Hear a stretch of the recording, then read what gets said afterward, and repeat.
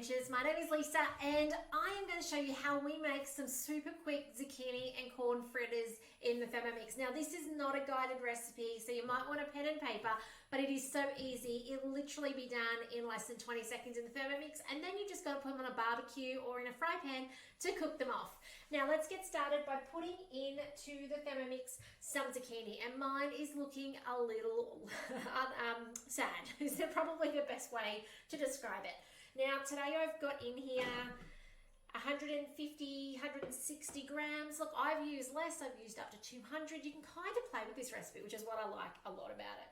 So we're going to chop that down first. So getting out of our screens, we're going to chop that down on speed 5 for about 2 seconds. So it's actually not long, so I'm going to put 2 seconds on the timer because I get heavily distracted. So otherwise it's going to go for a lot longer than 2.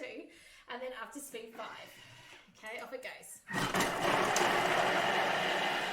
And actually this is why I love guided recipes usually, because they tell me what to do and I don't overcook, overblend, those sorts of things. Have a look at that. Grated zucchini in no time at all. Alright, so now we've got other ingredients to add in. One is a drained can of corn kernels, so that's super easy. Don't even worry about weighing that.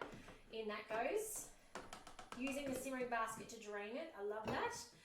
That simmering basket is so handy. Now you need 80 grams of milk. Now you can use milk or you can use like an almond milk. Just know that if you're using an almond milk, which is fine, you don't get the browning that you'd expect with cow's milk.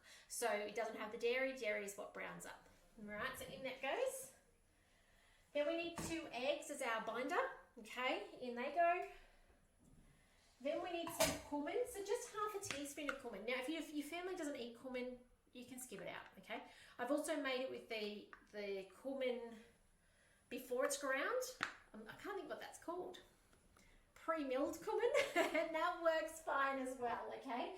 And then you need 120 grams of self-raising flour. Now I'm using gluten-free. Now typically I don't have this in my house.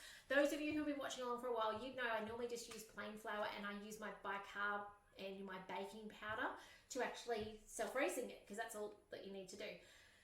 Happened to not be able to buy the plain flour, so I ended up with one of these the other week. So I thought it's calling for self-raising, and that's what you use to make it rise. So I'll just use that, okay? So, by the way, this is an original, I think it was taste.com or something online. So it's one that I've used for a very long time. It's just so simple, okay? That's what I love. So 120 grams, and I can do simple, okay? Anything more than a couple of steps, though, I need guided. And the thing is, I could put this into the cookie dough 3.0 and have it guided. However, it's just such a simple recipe. So a little bit of pepper and a little bit of salt, and we're actually done. We just need to combine this through. So as I said, 20 seconds is all it takes. Probably takes longer to cut up your zucchini than anything else. We do need to cook them, as I said, which will take a little bit longer. This tends to make 6 circles, and then we serve them with some diced up tomatoes, some avocado. Those sorts of things are beautiful on it. So, or just on its own, all of the above. So let's put it on reverse because we don't want to chop that down any further. It's going to take about 10 seconds on speed 3. Let's get it round and I'll show you what it looks like. Let's see. You can see it's combined already in there. My camera's gone crazy. There we go. Wait for those arms to unlock and we're done. That's as easy as it is to make some really healthy fritters in your Thermomix for yourself or unexpected visitors, or to take to the park, or if you're doing like the cafe at home with your beautiful like eggs. Like I know the other was it the first week, and I did the brunch or the breakfast menu. You know, you could put poached eggs on this. That would be amazing. Some beautiful blistered tomatoes would just be phenomenal on here. So there's so many ways you can use these beautiful fritters, but that's done. How cool is that? So easy, so quick, thanks to the Thermomix. So if you don't have a Thermomix on your bench and you've been watching along quietly going, oh, what does it do and how does it help? I'd love to support you. Australia-wide, I can help you get a Thermomix on the bench, and I would be absolutely honoured to.